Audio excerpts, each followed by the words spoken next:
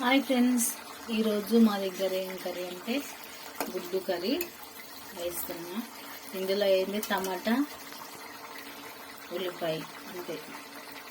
మనం కావలిస్తే టమాటా, ఉల్లిపాయ నూనెలో వేయించి పేస్ట్ వేసుకొని కూడా వేసి ఇంకా గ్రేవీ మస్తు వస్తుంది.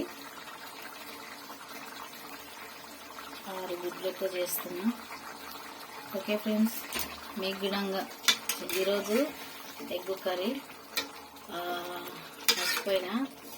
మొన్న మురుగశీల, మేమైతే అట్లనే అంటాము. ఇది ఎగ్ కర్రీ.